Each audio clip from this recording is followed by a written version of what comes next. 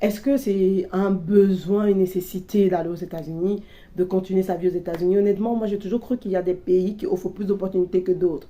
Et moi honnêtement, j'ai jamais vu un autre pays en dehors des États-Unis. Je sais pas pour vous, mais pour moi, c'est juste ça. Quel a été mon sort?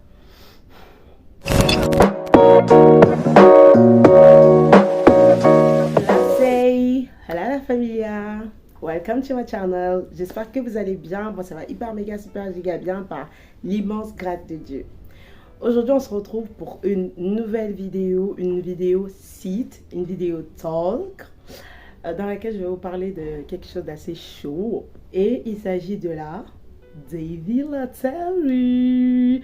Pour ceux qui ne connaissent pas, la Davy Lottery en français, la loterie américaine, c'est un système mis sur pied par les États-Unis d'Amérique pour permettre aux personnes du monde entier de se retrouver, d'obtenir la permission d'entrer et de résider de manière permanente aux États-Unis d'Amérique. Certaines personnes croient que ça inclut aussi le travail, on te donne le logement. Non, non, non, non, non. C'est juste, tu as la possibilité d'entrer, de vivre, de fréquenter, de travailler, de te mouvoir tel que tu veux aux États-Unis d'Amérique.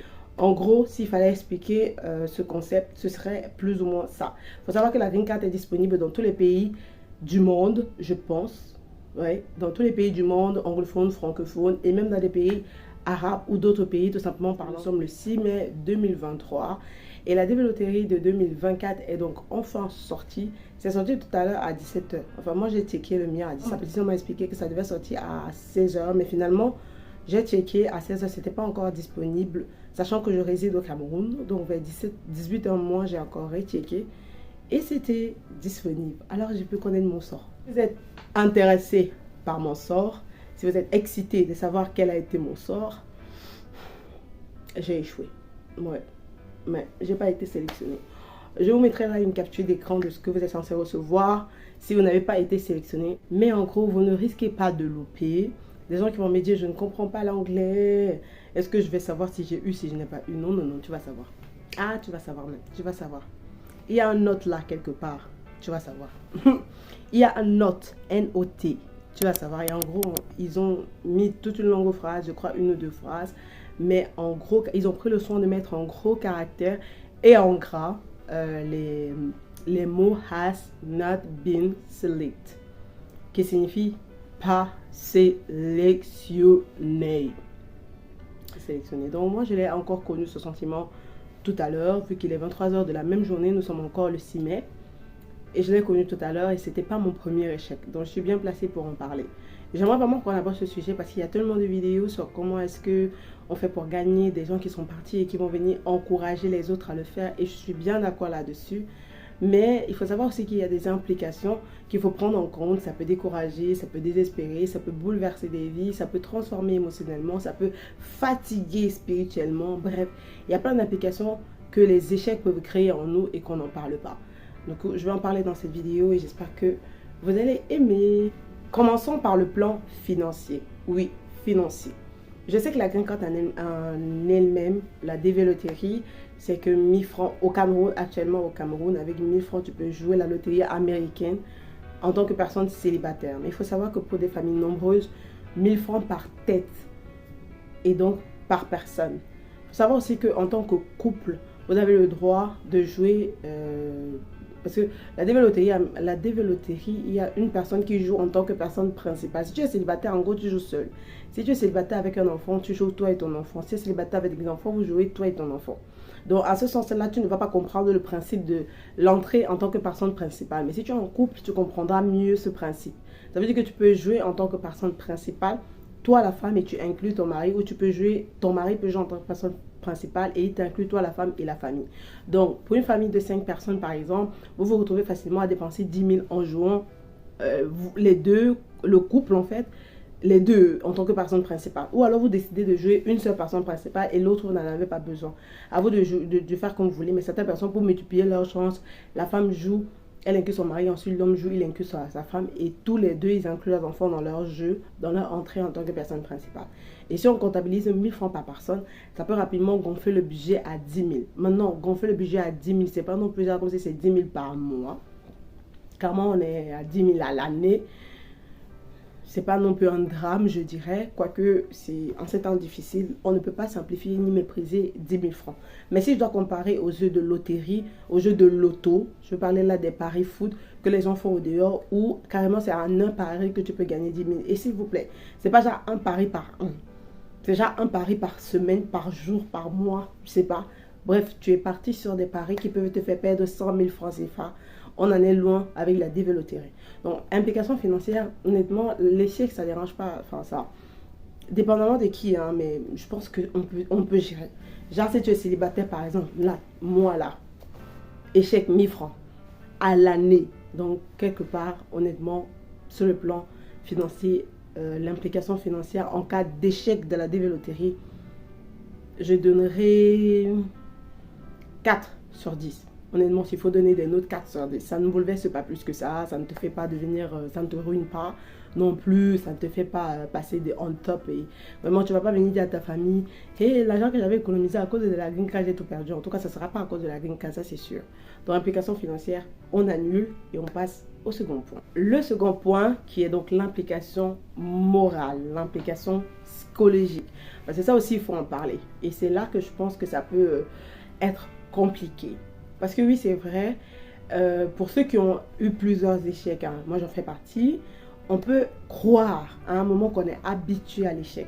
Mais je peux vous le dire avec, par expérience que chaque fois que vous allez rejouer, il renaîtra en vous une certaine conviction, une sorte de, cette fois peut-être, même lorsque vous serez au bas de votre esprit. Tu arrives même, c'est tellement dramatique que tu arrives même à te dire que peut-être comme je n'espère plus, ça veut peut-être dire que c'est là alors que c'est le bon moment. Donc, bref, bien qu'on croit qu'on est habitué et que ça ne peut plus renouveler en nous une quelconque émotion, on n'est jamais vraiment loin, on n'est jamais vraiment loin de la surprise en fait. Du coup, ce plan moral, je pense que si tu es une personne qui a une certaine stabilité émotionnelle, c'est bon. Si tu es une personne qui est vraiment stable émotionnellement, c'est complet. Et si vous êtes ce genre de personne vraiment qui portait lourdement les émotions, qui est très sensible, je ne sais pas si la green card c'est pour vous, renouveler ces sentiments en vous, tout le déchet en vous tout le temps, ça peut créer quelque chose en vous, ça peut créer un désespoir, ça peut même créer un doute dans vos autres projets, parce que oui, je l'ai dit tout à l'heure, ça peut te faire douter sur d'autres projets qui n'ont rien à voir avec la green card. Tu vois là que tu te retrouves à faire des investissements avec tes amis, avec ta femme, mais tu es déjà dans les choses de que non, tout ce que je fais ne marche pas. C'est un quel rapport? Mais voilà, parce que voilà, ça fait quelques années, ça fait 20 ans, 30 ans que toi tu joues sans arrêt, rien ne donne. Quand là aujourd'hui tu joues, la green card ça ne marche pas, ton fils commence à échouer à l'école, lui, ma part m'a mordu. J'ai vu mon père me disait encore une fois qu'il y avait une personne qui avait tout fait pour aller à l'étranger et elle a fini par, ils se sont vus. Ils se sont vus dans le bus avec mon père et en fait elle a expliqué à mon père qu'elle a tenté d'aller voir les ancêtres parce qu'elle pense qu'elle a été maudite. Vous voyez un peu ce genre de personnes, je ne sais pas si la déveloterie c'est bon pour eux là. Parce que si vraiment tu échoues 30 ans et que tu dois aller te laver au village pour comprendre ça, ça va être compliqué hein, parce que vraiment cette histoire là, tu ne sais pas combien de fois tu vas échouer. Tu ne sais même pas si tu vas gagner un jour parce que quand on dit même combien de fois tu vas échouer, le principe c'est qu'on va dire combien de fois tu vas échouer avant la réussite. Mais avec la déveloterie mon frère, on ne sait pas si tu vas gagner, on ne sait pas si tu vas échouer jusqu'à la fin de ta vie. Donc, vraiment, l'échec, émotionnellement, je crois que ça a un gros impact. Il faut être préparé pour jouer la déveloterie parce que l'échec, ça, émotionnellement, ça peut faire quelque chose. Autant une personne qui est assez solide, qui est assez stable émotionnellement, ça ne peut rien faire. Je me prends un exemple. On finit par s'habituer. Bien sûr, on ne se décourage pas, on va jouer encore. Est-ce que c'est un besoin, une nécessité d'aller aux États-Unis, de continuer sa vie aux États-Unis? Honnêtement, moi j'ai toujours cru qu'il y a des pays qui offrent plus d'opportunités que d'autres.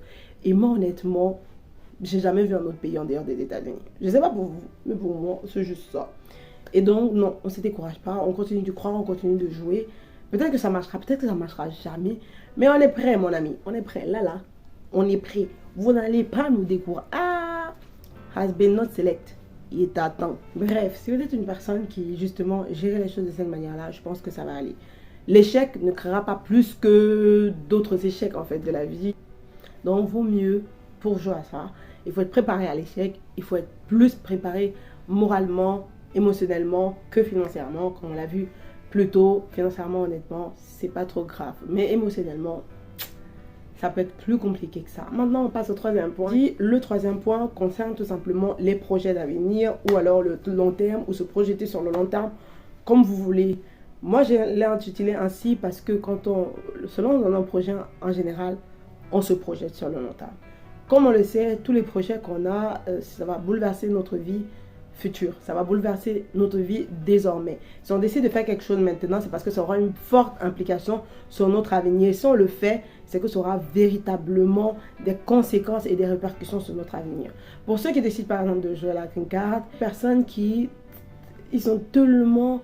ils se projettent tellement dans l'avenir avec la développerie que ça peut véritablement être un projet de vie. C'est-à-dire, à la limite, il y a des gens qui mettent un stop à leur vie jusqu'à ce qu'ils aient gagné la green card. Tu vas voir une personne peut te dire non, moi je ne veux pas ça, moi je ne veux pas faire tel truc parce que d'un moment à l'autre, je peux partir. C'est dans la développerie que certaines personnes mettent les organes, comme on dit chez nous en Afrique. C'est-à-dire, tu te projettes, c'est dans ça que tu es venu faire ton plan de vie. Tu n'as pas fait, c'est toi qui ne veux pas fréquenter. Pourquoi tu vas fréquenter? Pourquoi tu vas avoir 2 diplômes d'ingénieur? Pourquoi même? Alors que là-bas, tu vas être ingénieur une fois.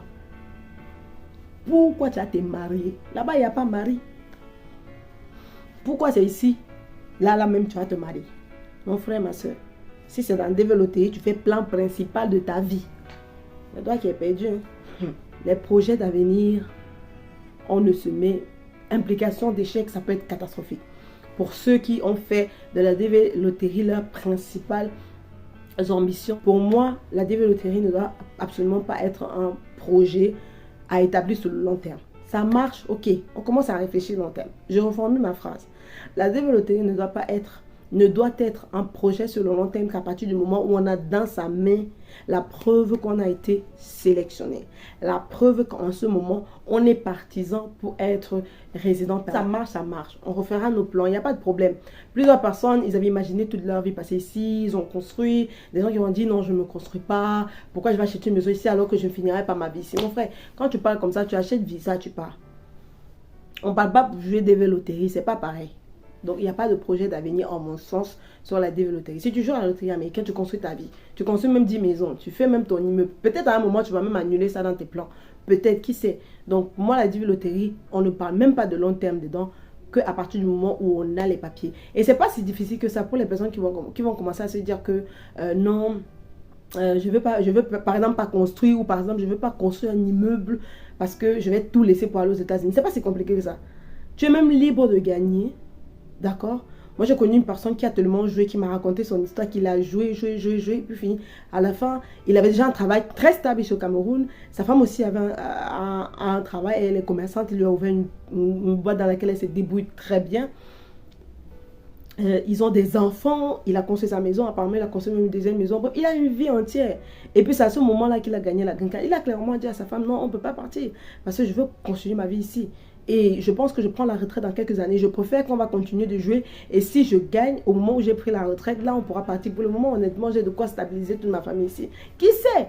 Si en te continuant ta vie normale, tu vas finir par oublier même cette envie de partir là-bas ou par remettre ça au second plan.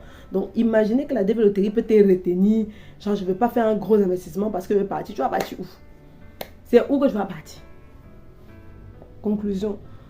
Avec développerie, on ne se projette pas dans l'avenir. Les amis, sur le plan spirituel, c'est chaud. Oui, c'est chaud même.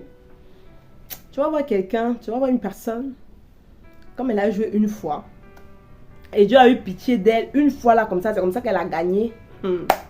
C'est qui déjà a respiré sur les réseaux sociaux ici. Donc la parole de Dieu là, c'est là.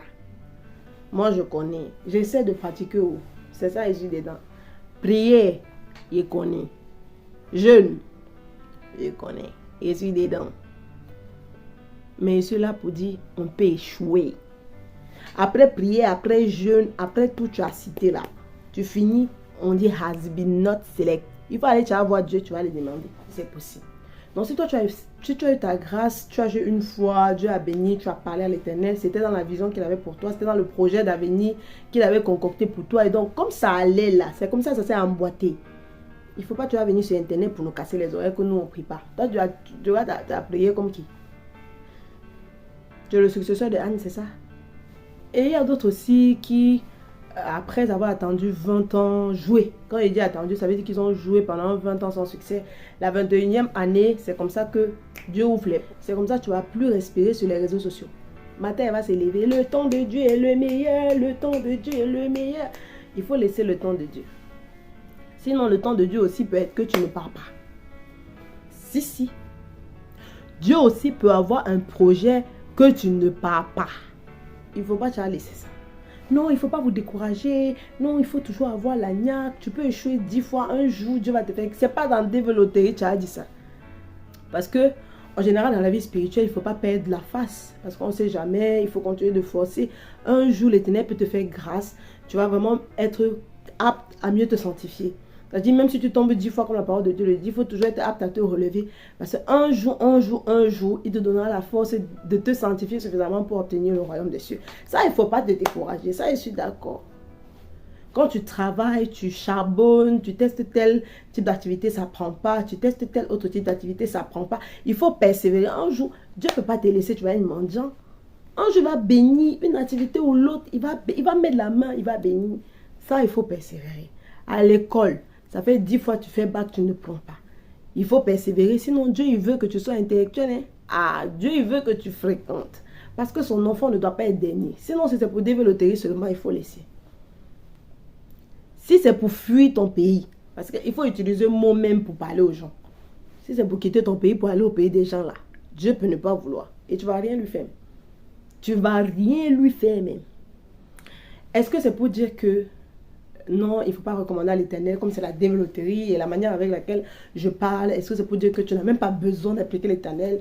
Vraiment, cette procédure, c'est une procédure où vraiment on met l'Éternel à l'écart. Je crois que j'ai trouvé enfin un projet sur lequel je peux mettre l'Éternel à l'écart. C'est être à l'écart. C'est naïf que de croire que sur ce pan, qu'il y a un pan ou un plan de ta vie que tu peux ne pas recommander à l'Éternel. Il n'y en a aucun. Si tu as même le projet d'aller boire de l'eau, il vaut mieux que tu le lui recommandes. Sinon, en allant boire de l'eau, tu peux t'étouffer. C'est comme ça que tu vas mourir. Donc, il n'y a pas une chose qu'il ne faut pas recommander à l'Éternel. Mais en ce qui concerne le projet de la développerie, ce que moi je recommanderais, normalement, ce qu'un enfant de Dieu doit faire et qui est recommandé par la parole de Dieu, c'est agir comme le peuple d'Israël lorsqu'ils étaient dans le désert, conduits par celui qui a succédé à Moïse. Bref, celui qui a succédé, quand il guidait le peuple d'Israël, la parole de Dieu nous dit que, alors qu'il guidait le peuple d'Israël, lorsque la nuée s'élevait au-dessus du tabernacle, ceux-ci se levaient aussi et ils partaient. Et lorsque la nuée se couchait, c'est ce qui était le signe de l'Éternel, ceux-ci s'arrêtaient. Et ils s'arrêtaient autant de fois que la nuée se couchait. Et ils se levaient autant de fois que la nuée se levait. Donc ça veut dire que la parole de Dieu dit que si la nuée faisait 4 ans sur place, ils ne bougeaient pas. Parce que la nuée, ça veut dire que Dieu a dit oui. Et quand tu poses la question à Dieu, il vaut mieux que tu attendes sa réponse sur place. Et si Dieu ne répond pas, tu attends. Et s'il répond, tu fais ce qu'il a dit. Donc, en gros, une personne vraiment qui a la foi telle que Dieu demande, ça veut dire que quand tu vas jouer à la développer, quand tu vas vouloir jouer, tu vas mettre ce projet devant Dieu. Si Dieu te répond en 10 ans, mon ami, pendant les 10 ans là, tu ne joues pas. Ah oui, tu attends sa réponse, non? Comment tu vas jouer? Et après les 10 ans maintenant, s'il te répond, joue, tu joues. S'il te répond, ne joue pas, tu ne joues pas. Gros, ça te fait économiser un peu d'argent, ça te fait économiser ton temps, ça te fait empêcher les supplices émotionnels qu'on a cités tout à l'heure pour rien. Ça, c'est quelqu'un qui a la foi. Sinon, quand tu n'as pas la foi, tu fais comme moi. Tu joues. Et tu dis à Dieu, ah, il est mis haut. Là, tu fais comme tu veux. Mes mi font son parti. Il peut me mettre dans ma poche. Si tu veux, tu veux. Tu veux pas, tu veux pas. Sinon, il est joué. Et il est joué demain. Si tu veux, tu veux. Si tu veux pas, tu veux pas. Ça, c'est des personnes de peu de foi. Désolée les amis si la vidéo s'est arrêtée, mais en fait je n'avais pas fini l'enregistrement et donc j'ai décidé de compléter par voice. Je n'ai pas eu la possibilité de refaire la vidéo, donc je vais poursuivre mon analyse par voice. Ce que je voulais expliquer en fait, c'est que l'implication spirituelle peut être aussi dangereuse si des personnes n'ont pas une relation intime avec l'Éternel et que pour elles peuvent croire que c'est par rapport à leur mérite ou parce qu'elles sont de grandes servantes ou serviteurs de Dieu qu'elles doivent gagner ou parce qu'elles font de grandes prières, des jeûnes et des supplications. Non pas qu'il ne faut pas prier, mais il faut toujours mettre une marche où l'Éternel, dans sa pleine souveraineté, peut faire exactement ce qu'il veut. Donc le fait que vous n'ayez pas gagné la green card ne suppose pas que Dieu ne vous aime pas. Il peut ne tout simplement pas avoir ce plan-là pour vous. Keep going et rendez-vous pour la TV Loterie 2025. J'espère que vous avez aimé cette vidéo. Si c'est le cas, n'hésitez pas à liker, à partager, à commenter et surtout à subscribe, à vous abonner. On se retrouve dans d'autres vidéos pour encore plus de contenu. Je vous aime fort. Mouah.